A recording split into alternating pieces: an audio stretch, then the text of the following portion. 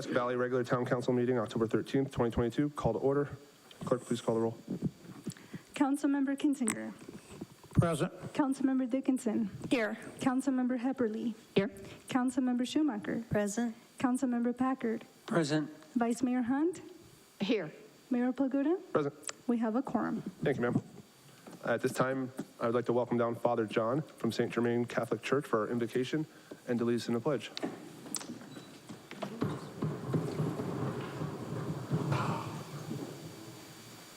Welcome, sir.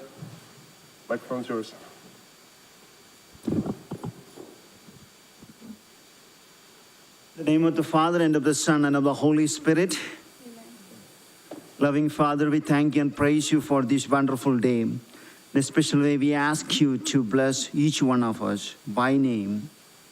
Bless our council members, our staff, and all the brothers and sisters gathered here. In Jesus' name, amen. I pledge. Oh, here we go. I pledge to the flag of the United States of America and to the republic for which it stands, one nation, under God, indivisible, with liberty and justice for all. Sir, thank you very much.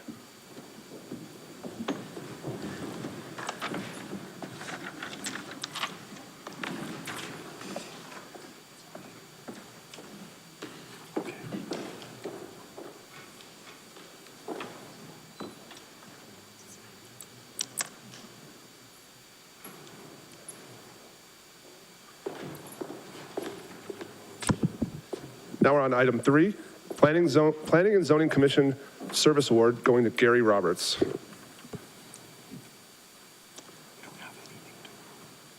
Is Gary here? Welcome, sir. Come on up. Why don't you just start off, sir, with a little bit about you, let the council know and the residents know a little bit about you. Well, I've been a resident for 13 years, and I've been on the planning commission almost 10 years. I have a business in town, and I was grateful to serve. The honor that you allowed me to serve. It's a great honor, and thank you. Sir, I just want to thank you for all you've done. It takes a lot for a resident to come out, spend their time just for the betterment of the community, and you've certainly done that. And we're going to be presenting you with an appreciation award here. It says, an appreciation for your dedicated service on the Planning and Zoning Commission, January 2013 through August 2022. So if you all folks would welcome me with a clap for Mr. Larp.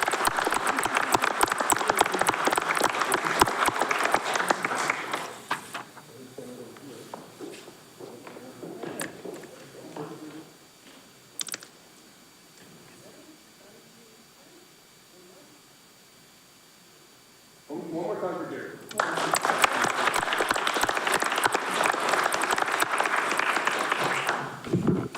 Next up, I'll make sure the microphone's working on this one, okay? Because we're going to do a service award for Miss Lynn Newton for 40 years of service to the town of Prescott Valley. So that's 4-0. Lynn, come on.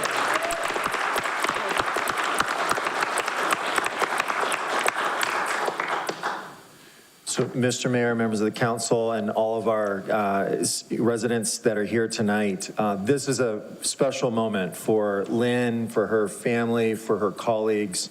And so I'm going to read something, and we've got some special gifts that we want to present. Lynn, first, congratulations on achieving 40 years of service to the town of Prescott Valley. So I'm going to give a little bit of your journey so that we all know how Lynn arrived here in our great community, and then a little bit about kind of your history with the town. So Lynn was born in Michigan. Her family moved to Phoenix when she was 2 years old.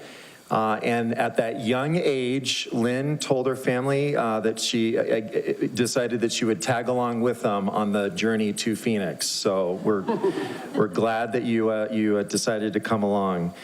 She holds a degree in secondary education from Arizona State University. Shortly after graduating from ASU, Lynn moved to Governor, New York with her husband in 1978 and lived on a dairy farm. And a year later, they moved to San Diego, where he was a controller at a hospital. A year after that, Lynn called a cousin of hers who happened to be a real estate agent seeking a place to move to. And her cousin recommended this new tiny little town in Arizona called the Prescott Valley. So after renting a place sight unseen, she and her daughter, Megan, moved here. And so then this is kind of Lynn's journey with the town. So now that she's on scene here.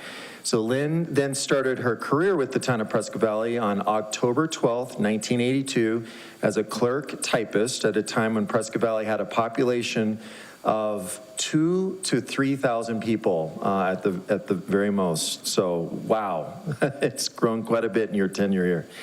Between 1983 and 84, Lynn served as the assistant town clerk and then as town clerk. In 1991, she took the clerk's position in the building department and soon after tested to become a certified permit technician, which is what her title is today within the Development Services Department. And throughout the downturn of 2008, when the town was under a hiring freeze, many of the departments were in great need of additional personnel.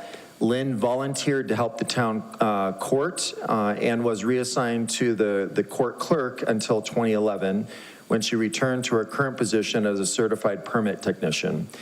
Lynn enjoys helping customers at the front counter, especially when they ask about the history and background of our town. She's very helpful and is a familiar face at the front counter with our Development Services Center. Lynn, as you reach this incredible milestone in your career, you have made a tremendous contribution to the town's growth and progress during your tenure. And we are so grateful that you are part of our Prescott Valley family. Thank you.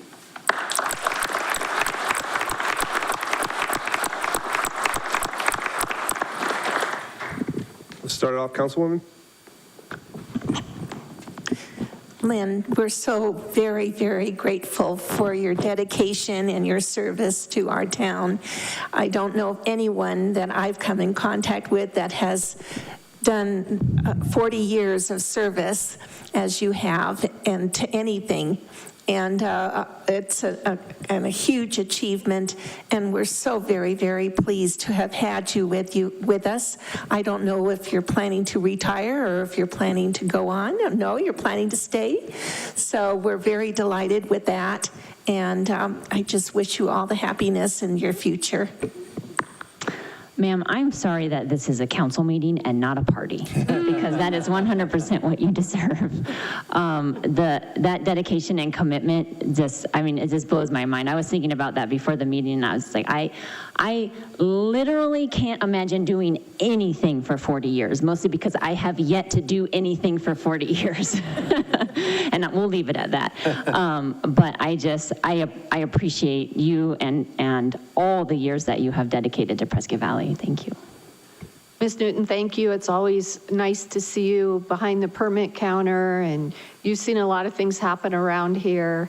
And I'm just proud for the consistency and the history and the longevity, and I wish you great luck. Lynn, thank you for your service. You've probably forgot more about this town than most people know, I would imagine.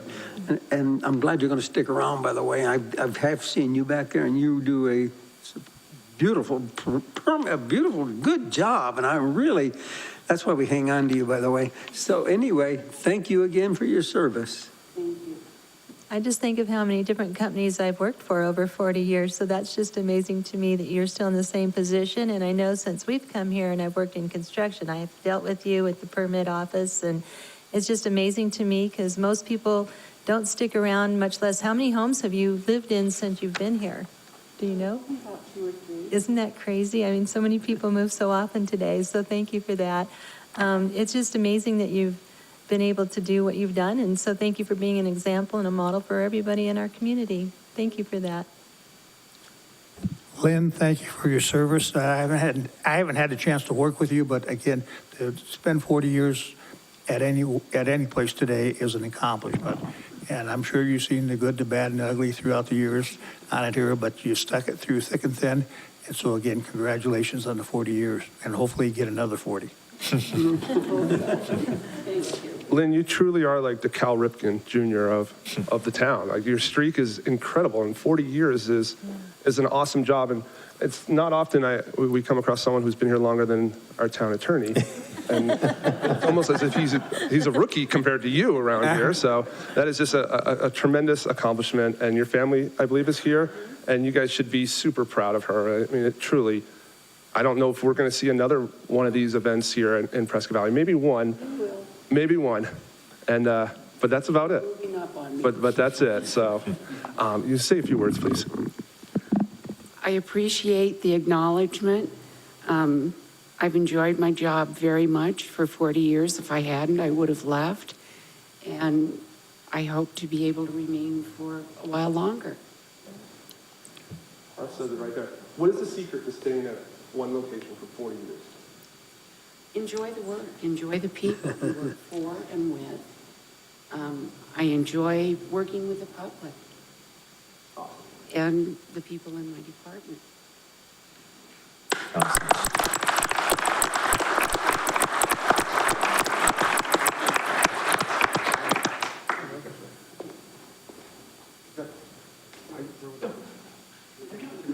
Yeah, you guys bring your whole team down.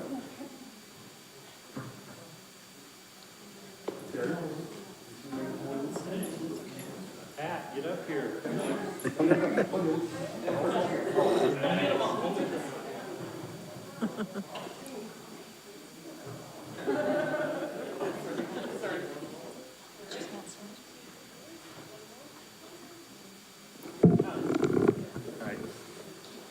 Go behind the. While it's Here's bodybuilding. might have to scoot over. No, come on up here, guys. Come on up. Get in there. You're done. Squish in. I know, I was like, who is that guy? Get someone over like this.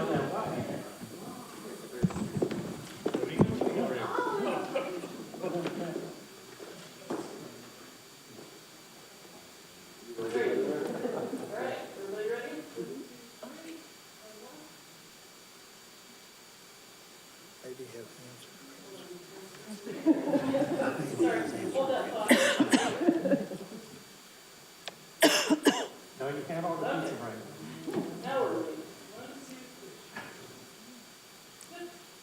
One more time.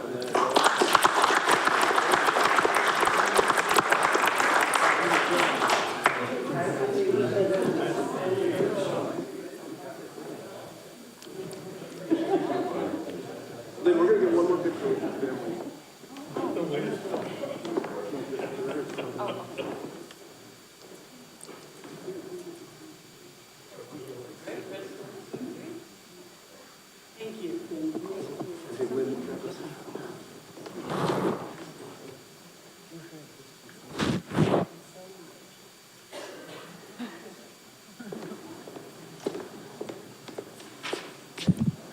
Next up, Chamber of Commerce, new business presentation.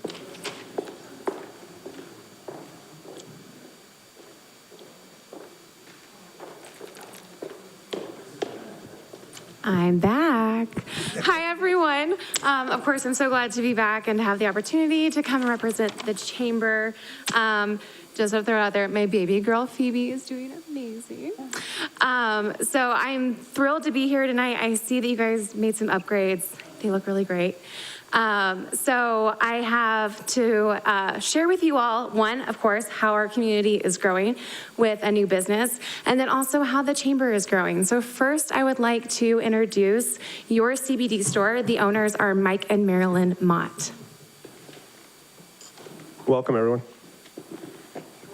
Hi, thank you for having us. Woo, okay, that's on. I am Marilyn Mott. This is my husband, Michael Mott, and we are proud owners of the Your CBD store, Prescott Valley, along with Robin Couch, who owns the one in Prescott. And so we are running that store. Well, he is running that store. And we are located on the corner of Glassford Hill and 69, right next to Batteries Plus. We opened on July 4th. We're excited. It's already going incredibly well, and we're really excited to be part of the local business community and giving back to that community. We're already getting involved. We've already volunteered for things, and we're just really looking forward to being more a part of the community and growing together. And if you would like to know more about CBD and all of the amazing things that it can do for you, go see him. He's the expert. And do you have a contact number or phone number or website or anything like that? Sure. Our contact number is 928-778. I'm so sorry. 928-458-7778. You should ask him Awesome. on things like that. Well, welcome, guys. That's exciting for you, and I wish you all the luck. Thank you very much. Thank you.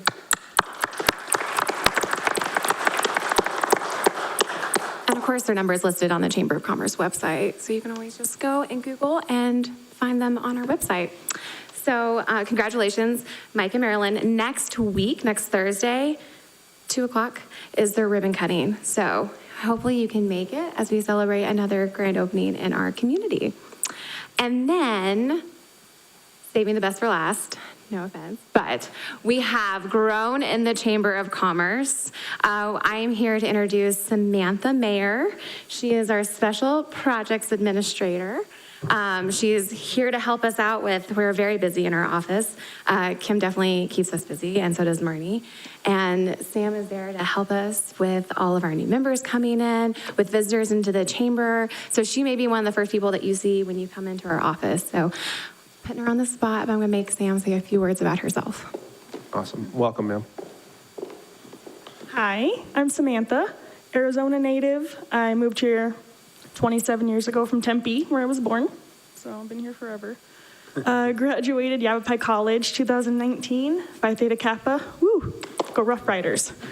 I'm excited to be part of the chamber. It's really interesting meeting all people that come in and people like you guys that I would never think I would ever meet. I actually had you as a teacher at Yavapai, or professor, sorry. Yes, so thank you for that. Thank you for not telling them how good or bad I was. It was a knowledgeable class. It was great. Thank you guys. Nice to meet all of you. Thank you. Thank you, and it's good to be back. Next up, item 5, call of the public. At this time, members of the public may comment on matters listed on the agenda or solely on matters within the jurisdiction of the town. Any persons wishing to address the council must register their name with the town clerk prior to the commencement of the meeting and follow the instructions given by the clerk. The council's response is limited to responding to criticism, asking staff to review a matter commented upon, or asking that a matter be put on a future agenda. Such remarks shall be limited to 3 minutes unless additional time is granted by the mayor. Clerk? Jim Steverson? Jim? Thank you. Welcome, sir. Thank you. Jim Steverson. I'm a 42-year resident of the town and have served on the Board of Adjustment and the Planning and Zoning in past years.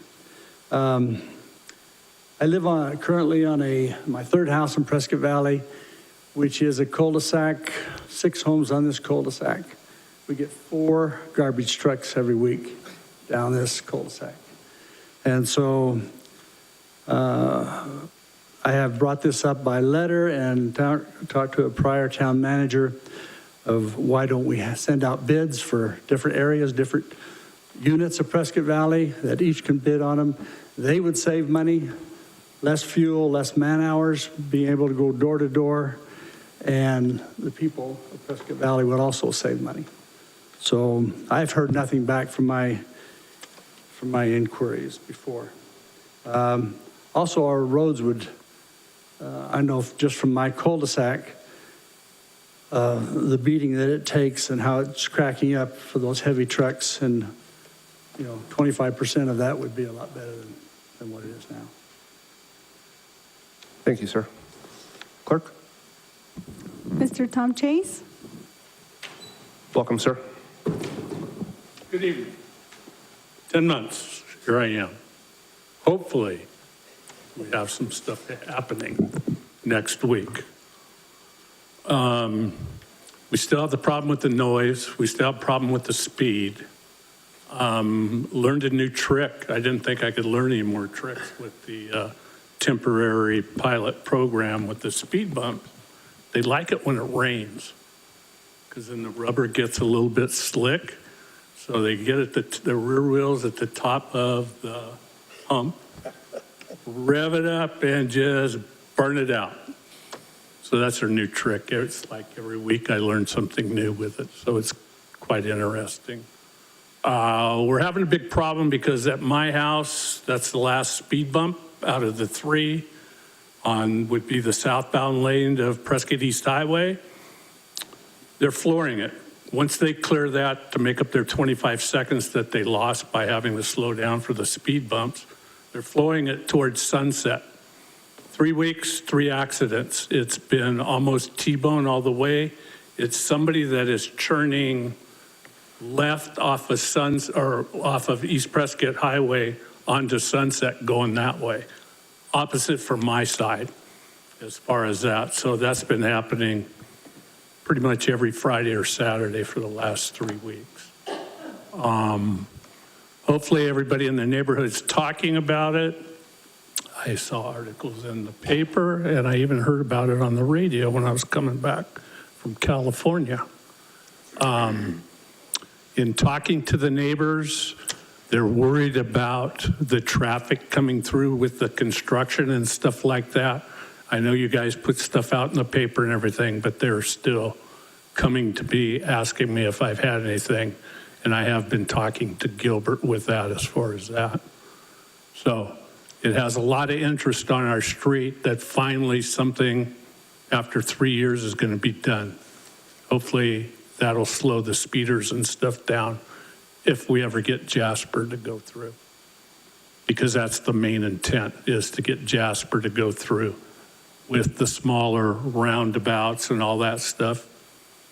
Had a first today, car hauler hauling 6 cars on his truck, commercial guy, all used cars, 2 of them, driver and another helper. The helper had to get out to move all of the temporary signs you guys put up with the flashing yellow lights, because he was at least being considerate and not knocking down all the trees down the medium. And again, I've been going back to, we are residential, 25 miles an hour.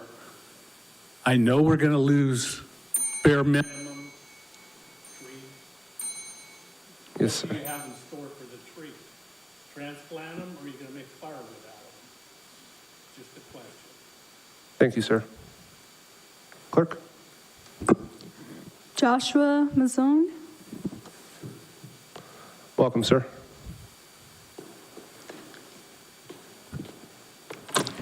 Good evening, Town Council and Mayor. My name is Joshua Mazan. This is the first time I have attended a Town Council meeting in person, mostly due to me being busy with life. In fact, I'm missing a football practice right now. However, the issue of our public tax-funded library supplying books with sexual content to children and the Town Council not wanting to address the issue, and the mayor defending it, has brought me here today. I understand based off the mayor's Facebook post, he doesn't want to ban books. However, he doesn't mind banning Prescott Valley citizens from his page. I felt the strong hand of the mayor as he banned me for presenting AZ Law 13-3506, which states knowingly providing sexual content to a minor is a Class 4 felony. I guess he doesn't want that information out to the public. But along with the ban, he referred to me as a liar, a child, and a keyboard warrior. But in his defense, he doesn't know me, so I would like to take this time to introduce myself. I'm a Prescott High graduate, Yap High College graduate, married to my wife of 16 years with 4 kids, 1 in high school, 1 in middle school, and 2 in elementary. I have been very active in local youth sports, coaching 3 years of high school wrestling, 3 years of youth wrestling, 9 years of Little League baseball, 10 years of youth soccer, including a low-income league I started and ran for 3 years that roughly 100 kids were able to play in. And my first year of youth football this year. I've served in the U.S. Army for 16 years as a mechanic, driver, infantryman, and currently as a Chief Warrant Officer to UH-60 Black Hawk medevac pilot. I was a Distinguished Honor Graduate of my MLS school. I served in Iraq in 2009-2010 and led my company in mission miles and was my unit's youngest sergeant at the time. I was my unit's physical fitness instructor and received the Army Fitness Badge. I was awarded the Army Expert Rifle Marksman Badge as well. I was awarded the recruiting ribbon due to the amount of local youth I assisted into the military, including 3 Navy SEALs, 2 Army Rangers, Soldier of the Year in Arizona, along with many other service members. I'm a graduate of Warrior Leader Course, Air Assault School, Warrant Officer Candidate School, SEER, Warrant Officer Basic Course. I'm qualified to fly both the Lakota and Blackhawk. I've gone 23-1 in Army combatives tournaments, winning gold in 4 tournaments in Oklahoma, Maryland, Kuwait, and Arizona.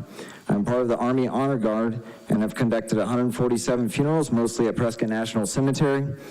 I don't have time to go into my civilian career because I only have 30 minutes here, but I have served for 12 years in local public safety as an EMT firefighter. I'm still young, and I know I have a lot left to give my community, state, and country, but I wonder if the mayor would still refer to me as a child now that I have properly introduced myself. Or maybe he's just a keyboard warrior himself. Thanks for your time, and hopefully we can work to keep our kids protected. Thank you, sir. Clerk? No one else. Moving on, item 6. Council communications. Councilman Dickinson. Good evening, everyone, and thank you for being here. We've had a couple of busy weeks. We had a wonderful ribbon cutting at Chow Bella's restaurant, which is where the Grumpy Sicilian used to be in the Fry's near the Fry's grocery store. And if you get a chance to go out there, wonderful food. And we also had a warehouse sponsored event with the Prescott Valley Police Department and the Chamber of Commerce. It was a fiesta on Sunday, and again, a wonderful event for the community. Several hundred people were there, and we had a great time. And then yesterday we had coffee with a cop, and that was at Rose's Pizzeria, where we had an opportunity to speak with a number of our constituents. I want to remind everyone that we do have a couple of events coming up for the Halloween at the end of the month. There's the Haunting on the Green, October 28th at the Civic Center Amphitheater.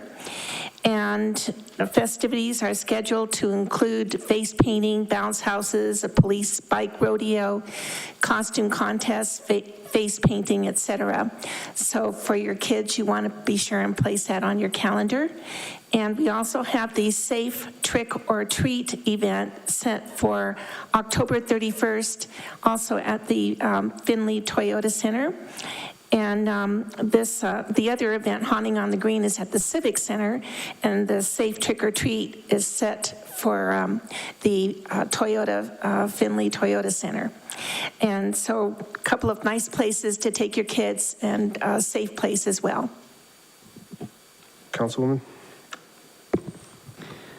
This past Saturday, we had our annual teen Larp event that the library puts on, and we had 48 teenagers sign up this year, which is just, it's a lot of teenagers for one, but it was the biggest group that we've had. We get the same kids come back every year, plus more on top of that. And so just it was a 12-hour day, just completely free for the teens to come out and just be here and get to interact with each other and adults with similar interests, and just be able to have that team building and camaraderie. And none of them are here tonight, but Colleen and Autumn and Bree and just all of the library, parks, arts and culture, just the whole staff is just so good. They just did such a great job, and I'm just really happy to be a part of it. Vice Mayor. Hi, everybody. Thank you for being here. October is Breast Cancer Month. My husband is a poster child for Real Men Can Wear Pink. He's back in the back. We have some business cards on the back if you'd like to donate in honor of breast cancer. We sure would appreciate that. We want to find a cure. We celebrated Take Back the Night, which is our domestic violence recognition for the month of October. So please do some research on that. 1 in 10 men experience domestic violence, and 1 in 4 women experience domestic violence. I went to a really great Drug Enforcement Agency training last week for Train the Trainer. Our next illegal fentanyl working group meeting is November 9th at 4 p.m. in this room, and it's going to focus on families, so everybody's invited. I got to testify before the Housing Supply Study Committee, and what we're asking for of that group of legislators who are looking at creating some laws for that we get more money for attainable housing for firefighters, police officers, teachers, and also that they work in expediting permit at the state level when attainable housing developers apply, just like we do at the local level. Our condolences go out to the family of Captain Zach Fields and the Kaufman family. And then I would also like to introduce Rick Anderson, who's on the Chamber Executive Board with me. Councilman. I would just like to make an announcement for this Saturday at 10 o'clock at the American Legion Park there on Bob Edwards Drive. We will be recognizing a young man, Justin Berry.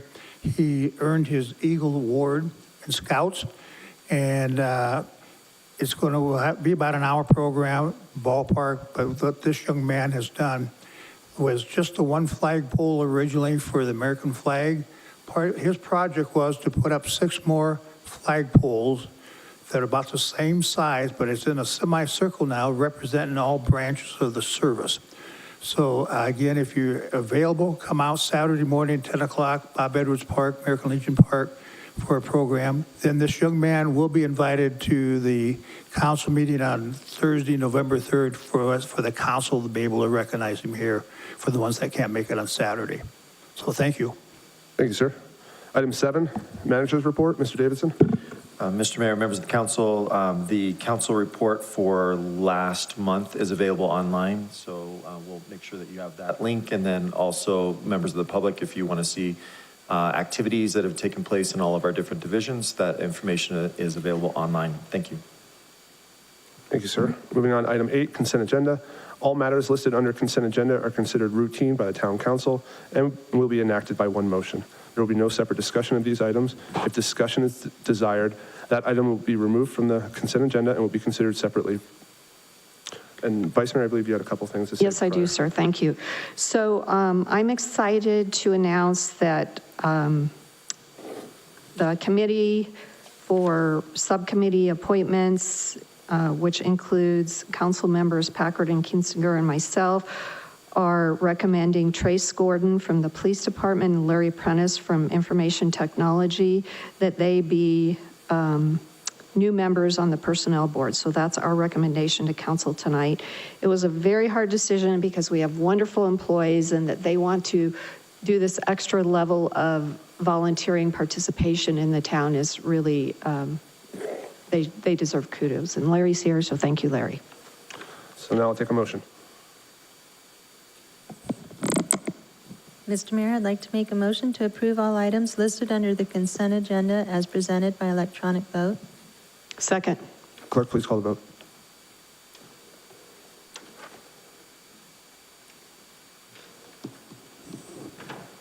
Vice Mayor Hunt. Sorry. That passes unanimously, Mayor. Thank you, ma'am. Item 9, ordinance number 2022-910, amending mayor's authority. We'll be covering this one. Mr. Mayor and Council, we spoke about this last time for the first vote. This is a housekeeping matter, simply. The legislature, as you know, took action after the pandemic. A number of communities used the authority granted in state law to adopt provisions that would allow their mayors to close businesses during the pandemic. Not every community did that. Our community, for example, did not, but some did. And when that was done, a number of folks in the legislature felt that that was authority that they didn't believe should be exercised at the local level. And so that authority has been removed. And so now we've got to remove that provision from our town code. If we don't have any questions for Mr. Legler, I'll entertain a motion. Can I do the second reading? I'm sorry, ma'am. Ordinance number 910.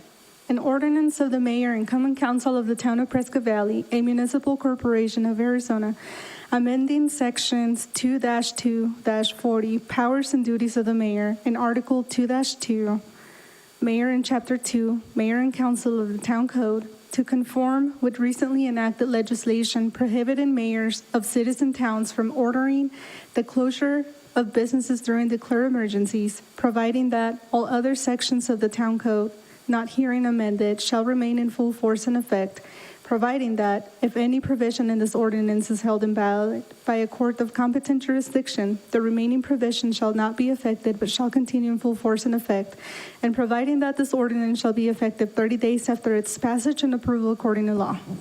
Thank you, ma'am. Shall this ordinance pass?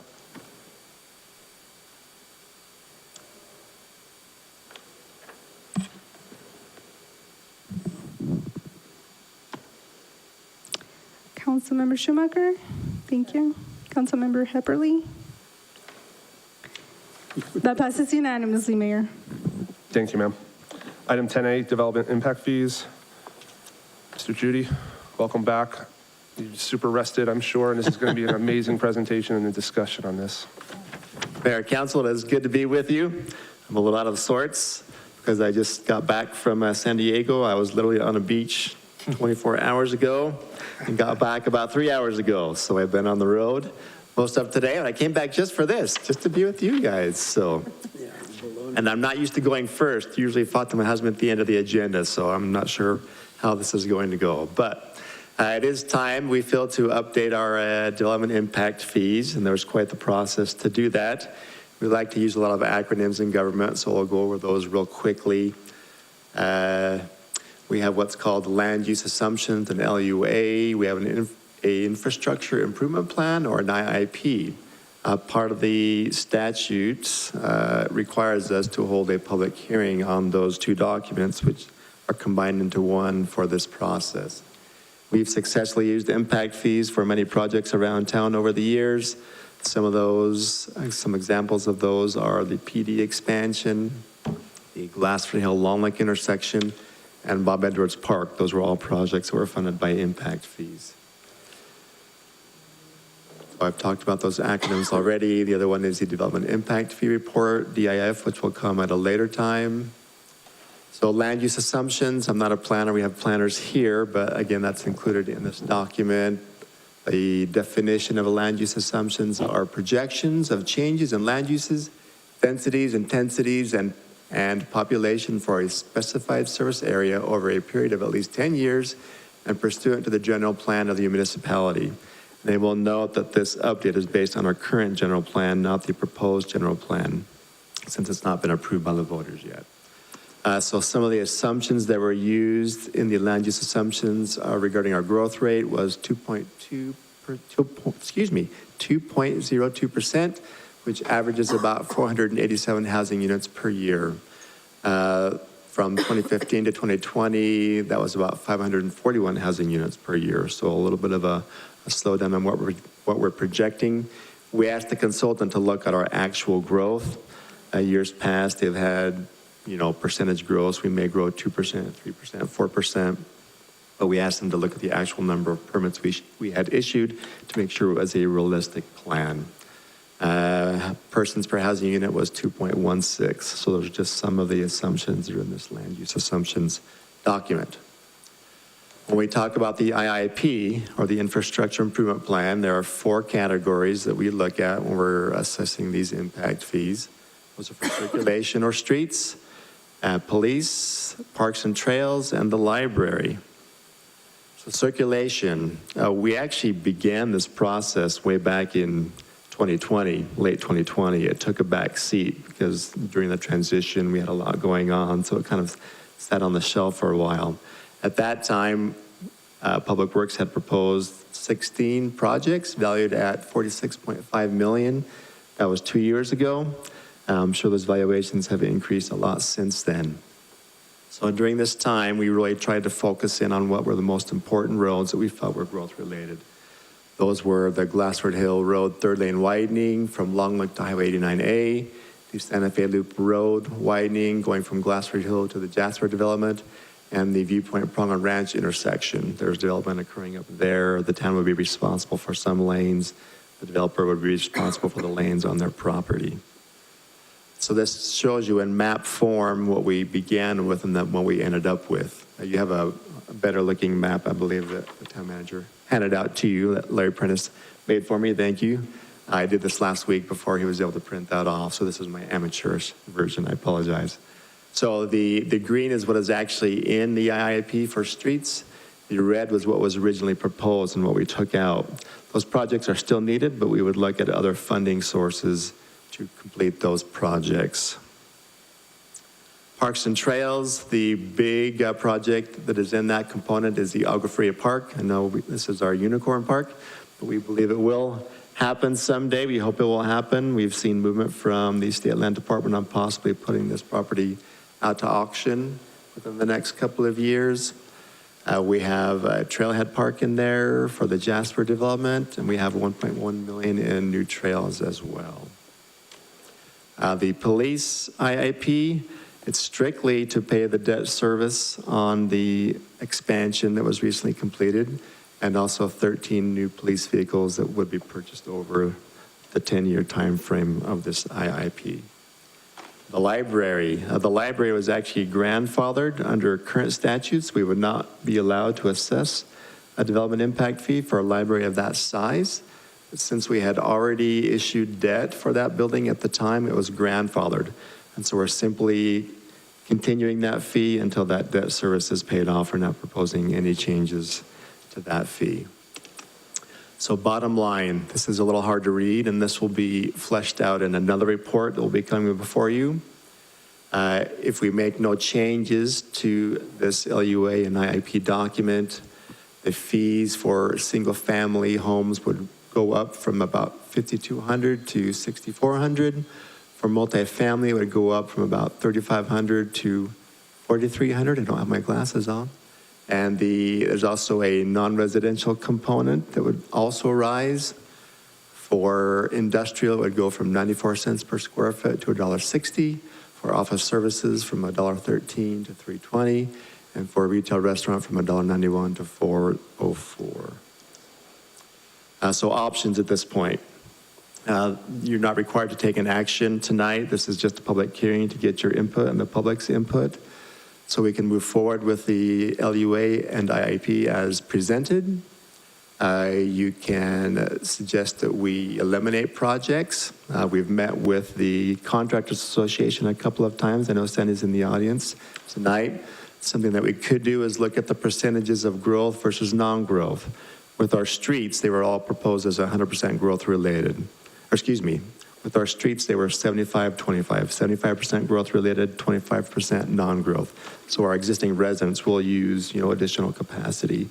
With our parks projects, they were all proposed as 100% growth. We could look at that and say we use the same calculation where it's a 75-25% split. That would most likely bring that fee down a little bit.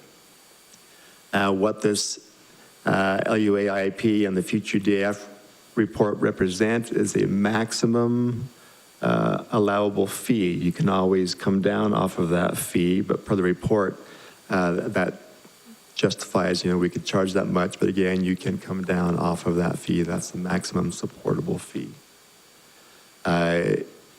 If we do that, then we would be required to backfill that with another revenue source.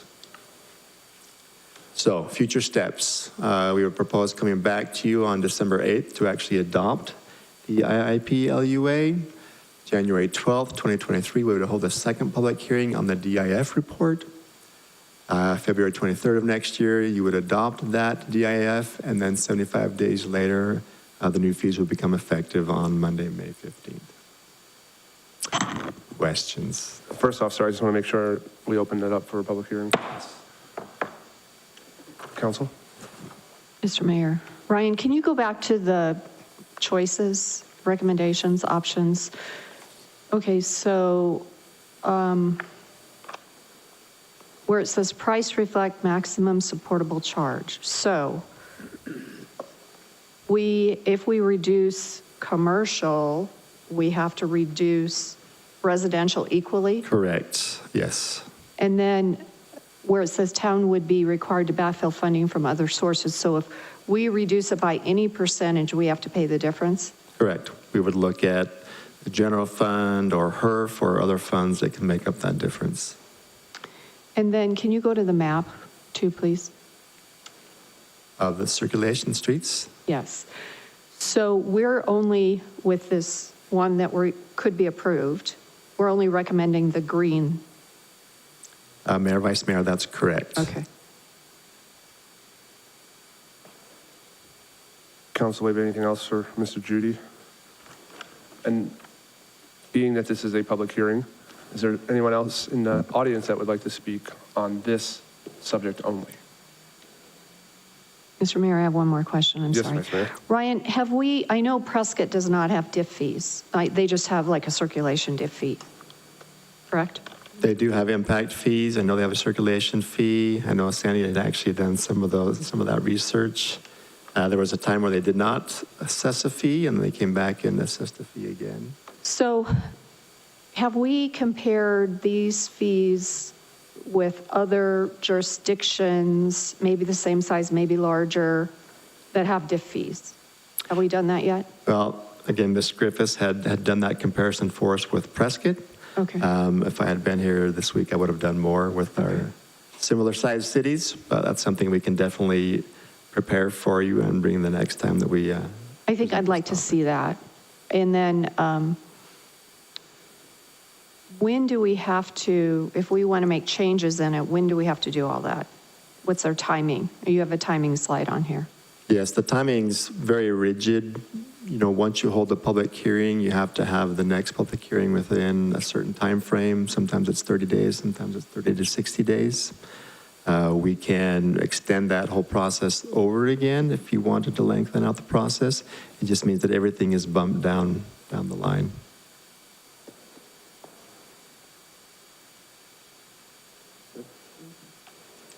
And with that, we're going to close the public hearing. Sir, thank you. Item 10B, ZMC 22-006, WPR 1 parking.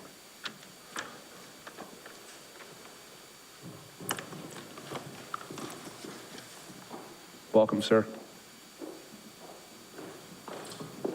I should have cued you better. Thank you, Mr. Mayor. Mayor, council members, the next item before you is a zoning map change, 22006, for an Amazon parking lot. It's a request by the Fane Signature Group, and it is for approximately 1.5 acres situated across the street from their existing distribution center. The site will consist of a new parking lot for their delivery vans and also for parking for their employees.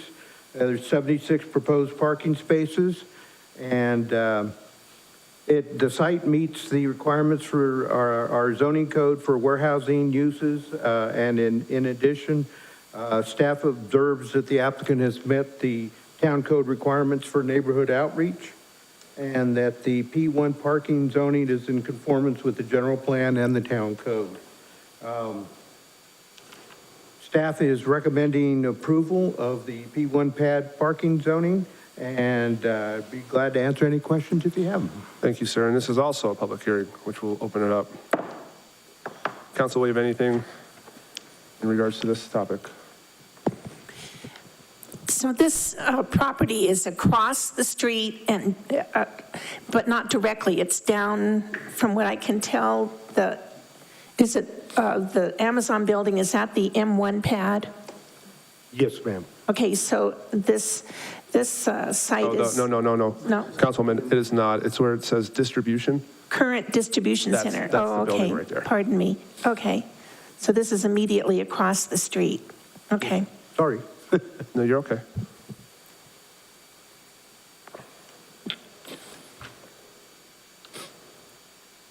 Councilwoman, was there anything else? No, thank you. Anyone from the audience wish to speak about this parking lot? I'll close the public hearing. Clerk? Can we have a motion for me to read twice the ordinance?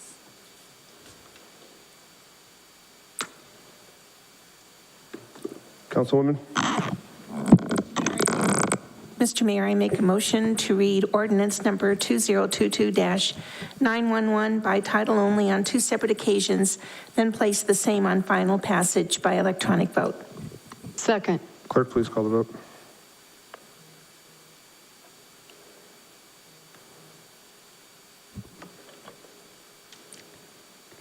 That passes unanimously, Mayor. Thank you, ma'am.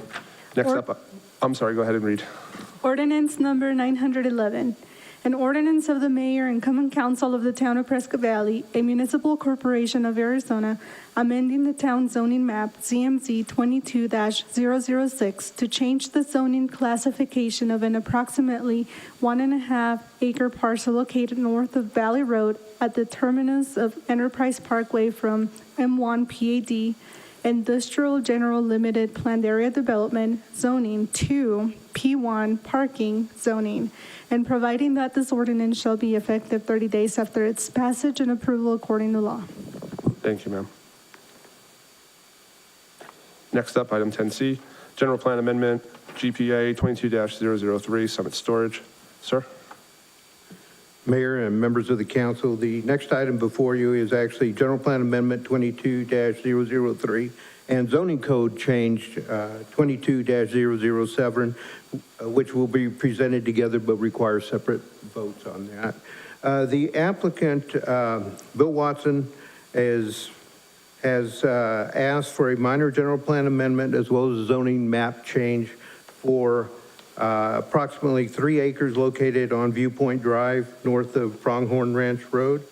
The project will consist of a self-storage facility unit consisting of 91 10-by-10 facilities and 212 10-by-20 units for a total of 51,500 square feet on approximately 3 acres. The general plan identifies community commercial zoning as allowable in a neighborhood zone, and it generally includes smaller scale business activities such as this. At their September 12th meeting, the Planning and Zoning Commission held the public hearing for both the general plan amendment and the zoning map change, and they moved to approve both, as well as a conceptual preliminary development plan for the project. Which will be followed up by the final development plan with all the engineering documents. Staff has reviewed the application and meets the general plan requirements as well as zoning code requirements. Staff also observes that the town code requirements for the neighborhood outreach meetings have been met and is recommending approval of both. Thank you, sir. This is also a public hearing. We'll open it up. Mr. Mayor, could we call this the public hearing for the general plan amendment first, and then have the vote? Right after. And then, yeah. Yes, sir. Vice Mayor? Mr. Mayor, thank you, Mr. Ruby. Did anything happen that we need to know about at the community meeting? At the community meeting, it was relatively quiet. There was people that were not totally opposed to the project, and there was others that were, I believe there was one applicant that was opposed. Okay. But he was a competing owner. And I don't know if the applicant is here. Good, thank you, sir. So we just on August 25th reviewed a storage facility just south and I think a little west of this. I think they may touch corners. And it was a great design and great landscaping plan. And so I just want to encourage this owner, I know we're not looking at the final development plan yet, but I want to encourage this owner to pull that packet from August 25th and look at it, because it was a design that I think all of us on council were really impressed with. So please, sir. Is there any other comments from council in regards to this? Again, this is a public hearing. Is anyone out in the audience who would like to speak on this? All right, this time I'll be closing the public hearing.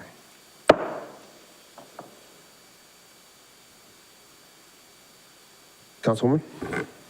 Mr. Mayor, I'd like to make a motion to authorize the mayor, or in his absence, the vice mayor, to sign resolution number 2022 through 2280, approving GPA 22-003 by electronic vote.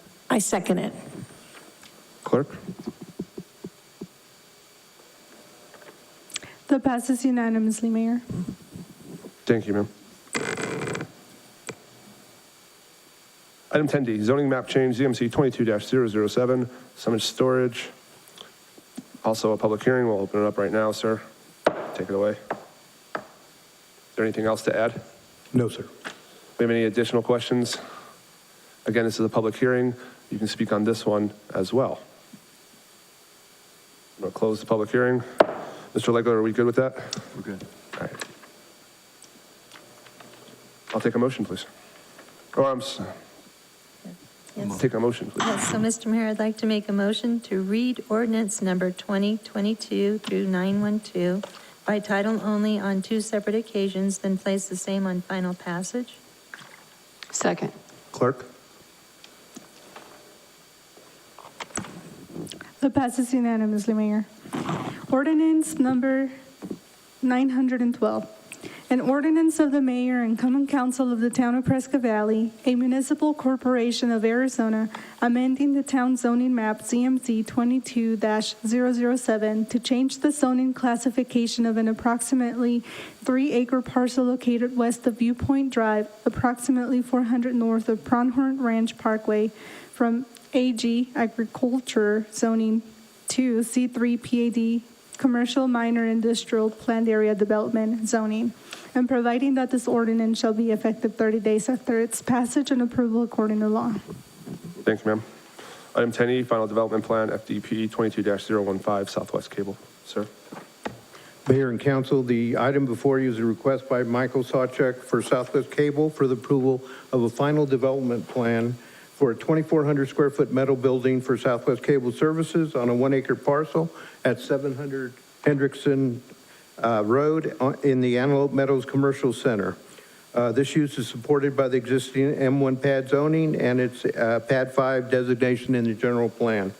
A traffic statement was done for the project and showed a minimal amount of traffic with 6 total vehicle trips, 3 associated with personnel and 3 for their vehicles.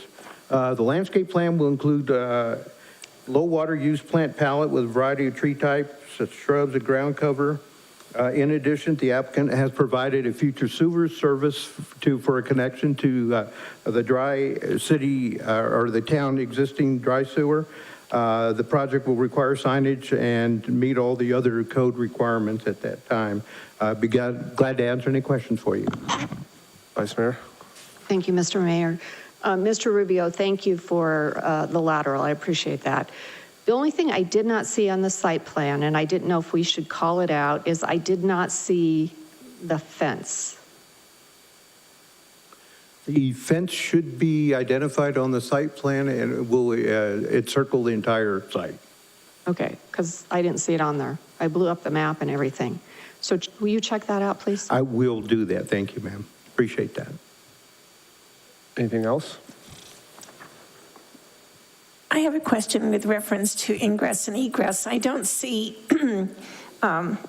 where the driveway is going into this building. I understand it's on the back side of, you said it's in the industrial area. Yes, ma'am. They will enter off of Hendrickson, and there is one driveway on the north side, and there's an egress on the Hendrickson side as well. Okay, thank you. Anything else? I'll entertain a motion. Mr. Mayor, I'd like a motion to authorize the mayor or in his absence, the vice mayor, to sign resolution number 2022 through 2281, approving FDP 22-015 for Southwest Cable. Second. Clerk, please call the vote. That passes unanimously, Mayor. Thank you, ma'am. Sir, good job tonight. I know it was your first time in front of council. Good job. Next up, item 10F, Town Policy 1-05, Employee Badge and Uniform Policy. Ma'am, welcome. Mayor and members of the council, thank you this evening for a few minutes of your time. I am happy to bring to you this evening actually 2 items. And our first item this evening is, as the mayor mentioned, an update recommendation regarding uniform and employee ID policy. As we take a look at this, the last update was 2002. So we believe it's time and appropriate to bring this. What we are looking at with this combined area is a commitment to service and combined with transparency.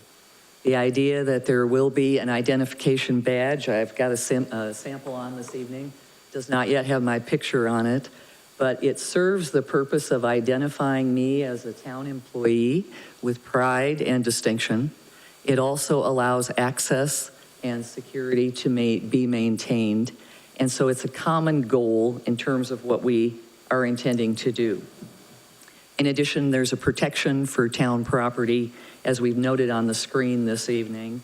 And again, we feel that customer service, as we know in our strategic plan, is the driver.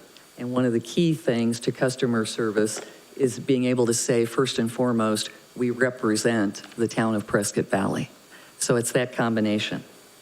Now, as we just take a look at the policy itself, you'll note on a few pieces on the screen this evening, this is applicable to everyone. So whether or not you're a paid employee and or the highly valued volunteers that are representing the work that we're doing, you will have this as part of what you represent on behalf of the town. Again, we will have badges and uniform details so that our uniformed employees, the logo, name of the community is readily apparent. And then, of course, we already, with our sworn in civilian members for the police department, they have carried that commitment through their uniforms from the inception of the agency. Now, as we just take a look, the first thing that we will do as a part of our onboarding is, of course, provide this to everyone that is coming on board for employment and volunteer work. And then again, there are individual department criteria already in place. We've gone through and we've updated narrative in that area of the policy. So again, we're in alignment with everything that we're doing. Any questions that I can answer for you on this particular policy? I think it's pretty clear and simple, ma'am. So we think so. I'll entertain a motion. Councilwoman? Mr. Mayor, Council, I make a motion to authorize the mayor, or in his absence, the vice mayor, to sign resolution number 2022-2267, adopting an amended policy 1-05 relating to identification badges by electronic vote. I second. Clerk, please call the vote.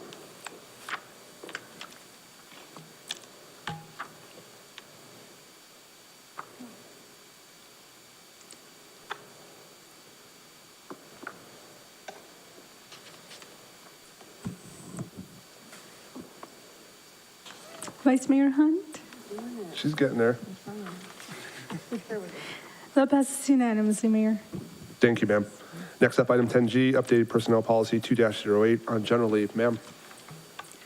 This is a unique item, and it is designed to address the challenges that are now a part of daily living post-pandemic. This is around talent acquisition and all of the work that not only is currently underway, but will continue to be underway in a continual fashion. We've identified a tool that we believe is going to be very effective in helping us secure the seasoned talent that we need as the town moves forward, not only this year, but fast forwarding 10 years and beyond. What we are looking at is a key recruitment tool for the, again, acquisition of high-performing talent in executive leadership roles. And we've identified for you on that particular slide the actual titles of the executives, the titles of the positions that this particular recruitment tool would be impacting and affecting. Let me take you to the next slide to give you just the general overview. This particular segment is actually the last paragraph in an existing general leave policy. And so that last paragraph captures what you see in those bullet points. We are intending to draw high-performing talent, and what this is we refer to it with an acronym MTO, Managed Time Off. It is the allocation of, if you will, a standalone accrual of 40 hours of time so that when an executive first comes on board with the organization, they would be provided that 40-hour accrual. The purpose of this is that it does create an avenue if an executive does need to step away, very briefly. Again, personal issues, perhaps it may be a health circumstance that presents. It could be dependent children or seniors in the family. The use of that 40 hours is at the discretion of the executive. Again, it is not cumulative in fashion, and as you see in the notation here on the slide, it is examined and awarded annually for discretionary use. There is no compensable or dollar value attributable to it. It is time only, and so it does not accumulate year after year, and it is examined annually, so the town manager or designee will make that determination annually as to whether or not the executive is granted that 40-hour block for discretionary use. We've arrived at this because as we look at talent acquisition going forward, the competitive nature of the marketplace has shifted dramatically. And to draw the, again, seasoned and highly performing executives, to ask them to come with no leave accrual and to begin and to come into what we are referring to sometimes as 514s, meaning 5 days a week, 14 hours a day, as we meet our required obligations and the commitment that we have to service. At times, there is a need for an executive to have a limited use of some discretionary time. So that's the motivation behind this, and we are receiving on an ongoing basis questions from candidates that consider positions that are open at the executive level. Again, is there anything I can answer for you on this or anything to explain in further detail? I have a question. So that list you gave us, it's only for those titles listed at the beginning? That's correct. It's the titles that are acknowledged there. And so it is the executive core for the government structure. And then what if they promote within? It would be if you are serving in these titles that are listed on that slide, then this applies. Okay. Yeah. Anything else? Ma'am, thank you. Nice job. Also, your first time in front of council, I believe. Thank you. Councilwoman? Mr. Mayor, I'd like to make a motion to authorize the mayor, or in his absence, the vice mayor, to sign resolution number 2022-2282, adopting amended personnel policy 2-08, general leave. Second. Clerk, please call the vote.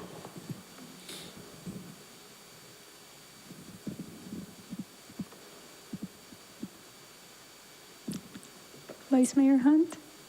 Thank you. That passes unanimously, Mayor. Thank you, ma'am. Next up, item 10H, Water and Sewer Rate Study Agreement. Mr. Wadsworth, welcome, sir. Good evening, Mayor and Council.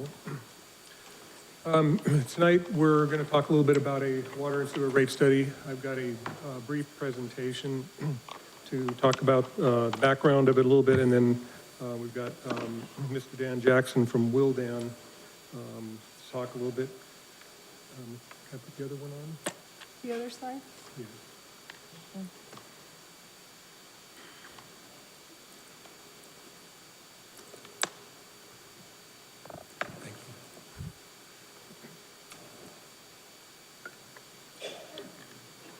Okay, so just real briefly, I'm just going to go through this.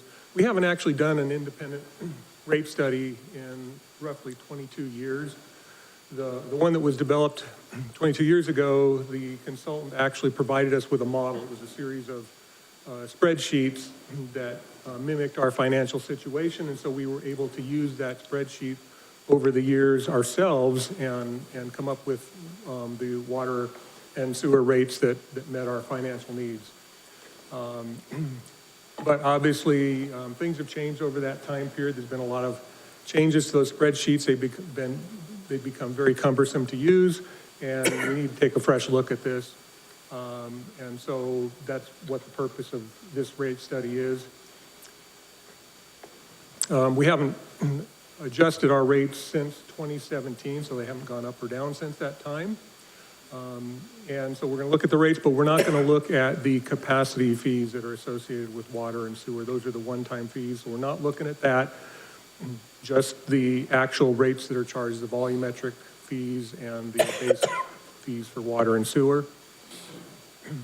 In addition to that, there's going to be a couple of other items that we are adding to this since we are looking at rates and fees. But so essentially the base of this is the water and the sewer rates.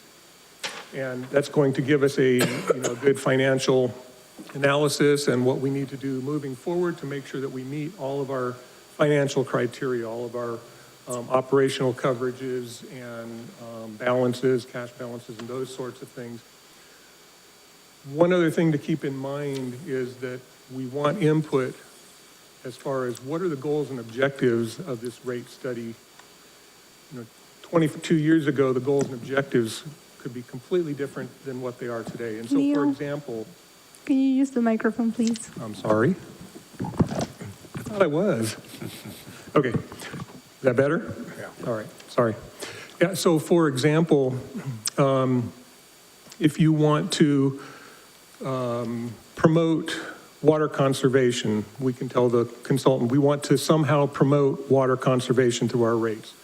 If you want to promote assistance for low income, we can ask them to look at ideas for that. So any ideas that you have, we can try to get those incorporated into this study. And like I said, we haven't done this in 22 years. So now is the time to look at the objectives, how the rates are going to be structured to accomplish those sorts of things.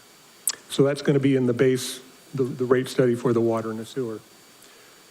In addition, while they're looking at this, we wanted to take this opportunity to have them look at some other things for us. As a community, we're growing. We're a lot bigger than we were many years ago, and there's lots of things that we might want to do. For example, a stormwater drainage utility. That way we can do projects that we have on the books to do, but we don't really have a source of income other than our standard sales tax and so forth. So we want them to take a look at what that might look like. We haven't looked at our water resources fee, which actually is a one-time fee that is assessed when someone pulls a building permit. This number has not changed since before 2006. So we'd like for them to take a look at that and what goes into things like water resource acquisition and so forth. And then the last thing we want them to look at is the non-rate revenue sources, which are miscellaneous services and things that we might be providing or not providing right now that maybe a fee needs to be charged for. I put some examples up there. The water turn on and turn off fees, we're already charging for that, but that's an example of what they might look at. We could look at sewer camera services. We do have a sewer camera. We camera a main line. Sometimes we get requests that, hey, I need somebody to go out and camera the sewer main. We need to find a lateral for my property. Most of the time that cost is on the developer or the person, the owner of that lot that wants to build a house. So for us to go out and do that independent takes some time and effort. So we could consider something like that. There are probably others. The consultant is going to just go look through standard lists and evaluate them for applicability to our situation. So that's the other thing that we're going to look at as well. The total fee proposed for this is $96,500. You can see the breakdown provided above. And the town has selected Wildan to provide these services to us, and I'll let Mr. Jackson come up and give you a brief presentation on his firm and reasons why we would like to go through this.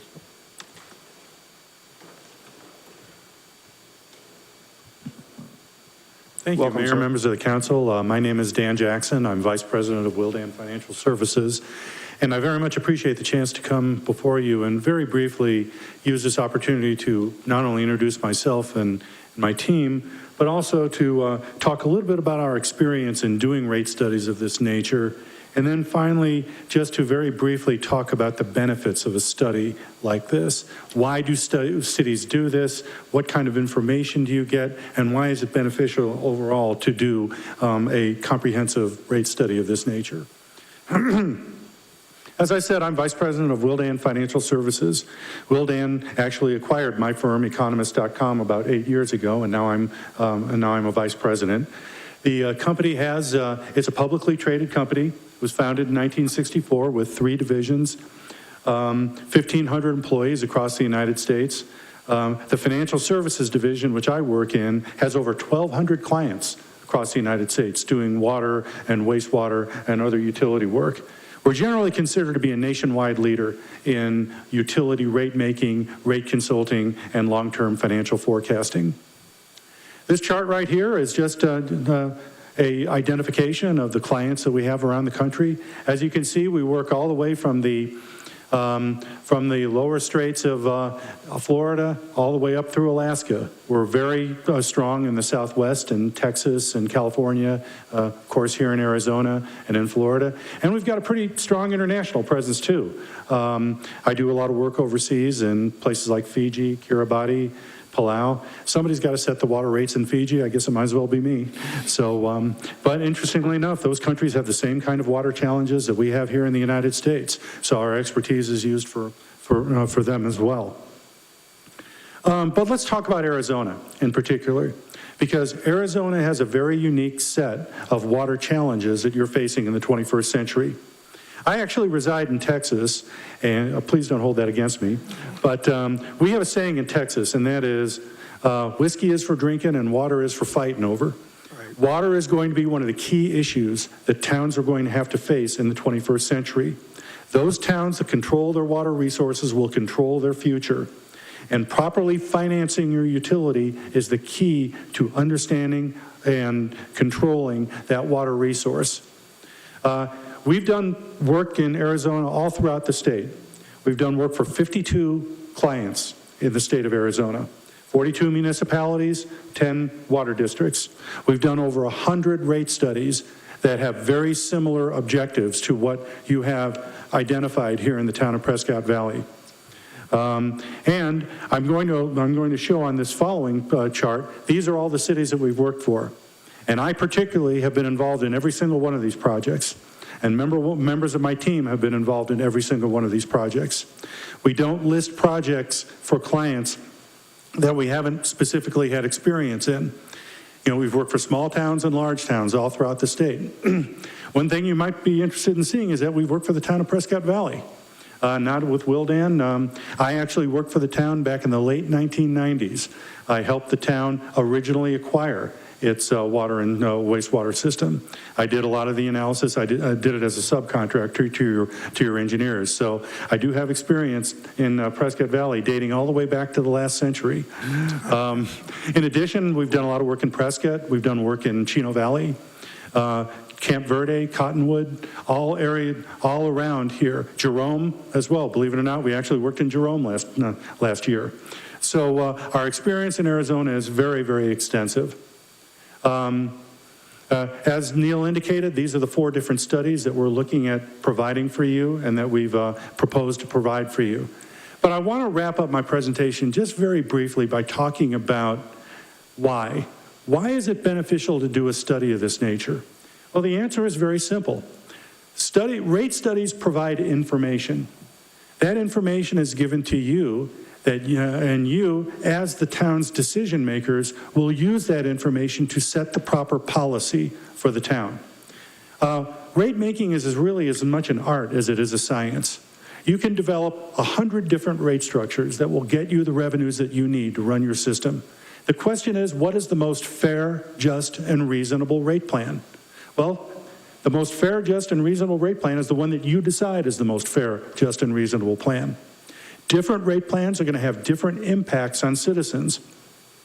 A conservation rate plan will benefit low-volume users, but will be more expensive to high-volume users. Senior citizens rate would be very beneficial, but it would also require people who are non-senior citizens to pay slightly higher rates, because to the extent you give a benefit to one rate class, you have to charge more to another rate class. All of these are policy decisions. There is no right or wrong answer. Cities do it different ways. But this rate study will give you the information that you need to reach a proper decision. Furthermore, one of the advantages of running a water and wastewater system is that you generally know years in advance when expenditures are going to be necessary, when large capital improvements are going to be needed. By planning ahead, you can minimize the impact of any inevitable rate adjustments on your ratepayers. In my many years of experience doing this, I've learned something that's very important. Ratepayers tend to prefer gradual annual adjustments as opposed to one big adjustment. A lot of utilities think they're doing their ratepayers a favor by holding their rates down year after year after year after year. And then they have to do a large bond issue or a large improvement project, and they have to do a 25% rate increase. What happens is the ratepayers forget about the fact that the rates have been low for many years, and they focus on that one big change. Whereas had they been doing gradual annual adjustments, then the impact of a large project would be much less on a household budget. So planning ahead is a key component of a study of this nature. Another thing it does is it ensures that your customers will pay only what it costs you to provide that service. You try to run your water and sewer operation like a business. However, you have an advantage over a business in that you're not seeking to make a profit. All you're doing is recovering your costs. And this rate study will help you understand what your costs are. It will also provide you sufficient funding to meet the demands and the needs of the future. Water systems are expensive to build, they're expensive to maintain, and guess what? Like any asset, they wear out over time. And so a well-run utility has to plan to do that kind of capital improvements to ensure that your system runs properly. We work for some utilities that have incredibly low rates, but they have low rates because they're not putting any money into their system. You know, it's sort of like saying, I can save $100 by not changing the oil in my car. Well, you can, but then a year later, your engine's going to blow out. So you have to balance the desire to keep rates as low as possible with the need to invest in your system to ensure that it operates properly. And finally, as Neil indicated, we've got a rate model. It's a tool that we'll provide to staff that staff can use to do future updates. So just want to summarize by saying that we do feel like we've got experience that's second to none here in the state of Arizona and throughout the United States. We have a senior level team that's going to be doing that. I'm going to be involved in every step of the way, and I've been doing this for almost 40 years. Hard to believe it's been that long, but I have been. And finally, I just want to emphasize that we're not just going to write a report, drop it on your desk, and walk away. This is a process. We're going to work with you on the process that will help you ultimately develop the rate that you need to meet your expenses, minimize the impact on your ratepayers, and secure your water future here in the town. Thank you very much for the chance to ramble on for these few minutes, and I'd be happy to answer any questions you have at this time. Thank you for being here. So I heard that you have experience in making any let's assume we may increase rates a little bit. I understand that you have experience in affordability for residents that may not be able to afford the new rate. Tell me more about that. Absolutely. Many cities do this. It's known in the industry as a lifeline rate. The idea is that you present a special discount to certain ratepayers based on a set of criteria. Now, this is where it gets interesting. Many utilities' idea of a lifeline rate is basically a senior citizens rate because many senior citizens are on fixed incomes. However, some cities have sort of income criteria. if you can show that you are below a certain level of income, then you qualify for a rate that is, I don't know, 20%, 10%, whatever percent you want it to be. However, the downside of that is that it forces the town to become sort of a monitor of the income of that household. And unfortunately, there are instances where, a household will have their grandmother who's on Social Security sign up for the service. And so it's, quote, her income, even though they're all living together and the breadwinner earns 6 figures a year. And so you as the town have to figure out if they're doing that. And so that can be a bit of a challenge. But so it's just a matter of balancing the desire, the very well-founded desire to minimize the impact of any adjustments on low-income people with what processes you want to put in place to ensure that that system is not abused. I like the benefits that you listed. They're very important and will help with us, help us implement our strategic plan. I'm very interested in the drainage fee study. We have so much deferred maintenance on our drainage areas here, and that's what our residents and our visitors see. And so I'm going to be following that one really closely. I'm really interested in that one. Yes, you're seeing more and more utilities establish separate stormwater utilities. It used to be that they would just dump all those costs in the water and sewer system, but stormwater has become so expensive. And particularly for growing cities like Prescott Valley, you've got a lot more impervious surface area than you used to. It's just become such an expense that it becomes more prudent and managerially beneficial to establish a separate utility. In the United States, you see monthly residential fees that are all over the map. I mean, some are $1. Seattle, for example, has it, it's almost $20. In my experience, the sweet spot is about $3 to $7 a month. That's where the vast majority of utilities set a stormwater fee. So obviously we don't know at this point what it would be for the town of Prescott Valley, but for most utilities, that's kind of what you're looking at in terms of a fee. It's a shame that we don't have any funding source for drainage because we do have a lot of that area and we definitely need it. So thank you very much. Thank you. Council? Sir, thank you very much. Thank Great you. presentation. I'll entertain a motion. Vice Mayor? Mr. Mayor, I'd like to make a motion to approve a professional services agreement with Wildan Financial Services for water and sewer rate study in the amount of $96,500 by electronic vote. I second it. Clerk, please call the vote.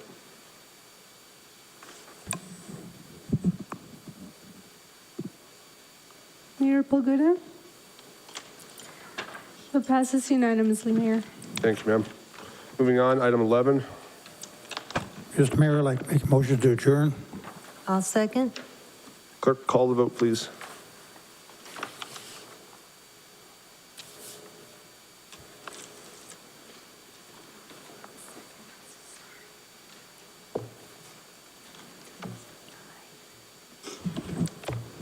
The suspense I is have to do a killing roll me. call. I'm sorry. Here, I'm just going to do another item here. Want us to say aye? Yeah. Anyone? Everybody in favor, say aye. Aye. Aye. Anyone opposed? That passes unanimously, Mayor. Thanks for coming out, everyone.